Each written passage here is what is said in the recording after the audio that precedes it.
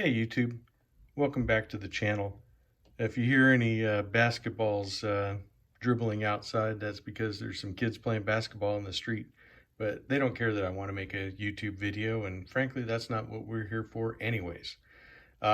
Sean over at the EDC Den, who has a fabulous channel, if you haven't seen it, you might want to see it, had an open tag about intimidating and least intimidating knives that you may have.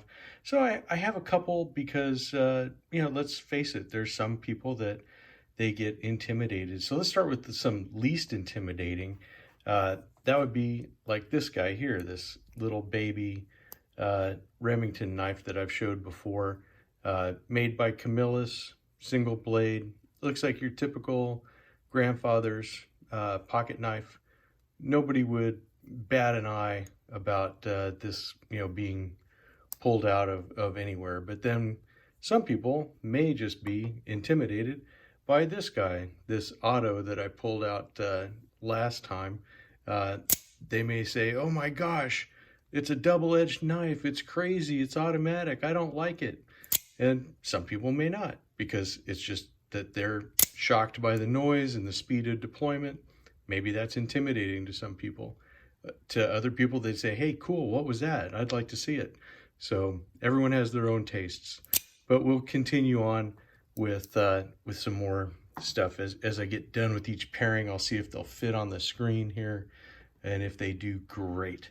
Okay, our next one is, again, for least intimidating, is this little baby Canoe. Look how cute this guy is. I mean, with a nice little spear point blade, with the black lip pearl covers, you could easily say this is not an intimidating knife at all. Not to mention it's small. It's only about as big as my index finger. So, we'll put this guy over in the least intimidating thing. But I'm going to pair it with a knife that may not be intimidating to anybody at all, but I don't know, for whatever reason, this knife used to scare my mom. And it's a cold steel AK-47. I don't know why she was afraid of it. I think it was just because it had a very wide blade on it, and that scared her for whatever reason. I don't know why. But yeah, this is one of my favorite cold steels. This had a lot of pocket time. As you can tell, the clip is beat up, and so is the aluminum handles and stuff. But, just a great knife. I've always enjoyed it, and just like an AK-47, when you needed to get something done, it just works. It has the wave deployment option on it, and their version of what is an axis lock.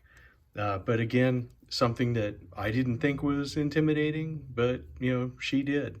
So I'll put that there because I know it actually intimidated somebody at some point. Next, we'll go for another least intimidating. Is our good old Victorinox SD Classic. No one would say boo about this. I mean, these are pulled out and used hundreds of thousands of times a day all over the world, and no one really bats an eye at it, like I said. So we'll put him in the least intimidating one. One that I don't find intimidating, but it's another cold steel, is the SRK. Some people may be kind of scared if you were to pull this out, because it's all blacked out, and they may be intimidated. But again, something that doesn't intimidate me, but I just think that this is a beautiful knife, but it's a large knife, so some people definitely get freaked out over big knives. So that will take us there. In our last least intimidating pair, we'll go with a Rough Rider small toothpick. This one is all blacked out, but very small blade. Again, not even as long as my index finger.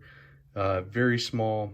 Kind of looks a little exotic. With the little toothpick design, the body and stuff. Which I think these are cool knives. I just wish I had a larger toothpick, because these small ones, although they're okay, they're just a little too small. And I really wish I could get, because with my hand, I really only get a 3.5 fingers on it, even if you're choked all the way up.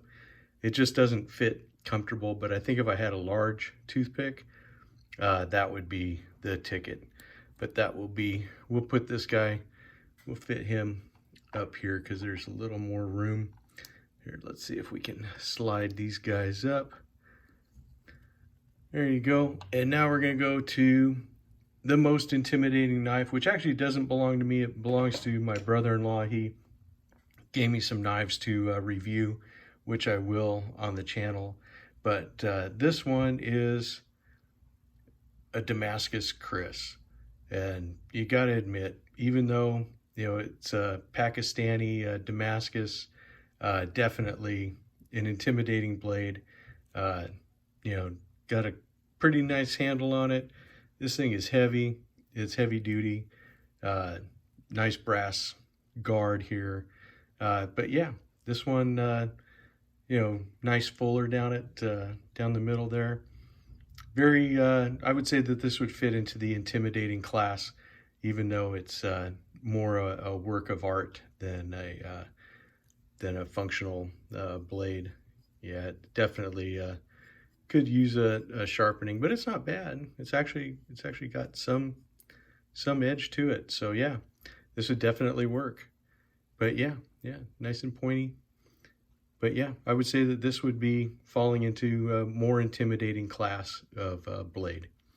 Anyways, that's what I have for this one today, guys. Thank you, Sean, for the tag.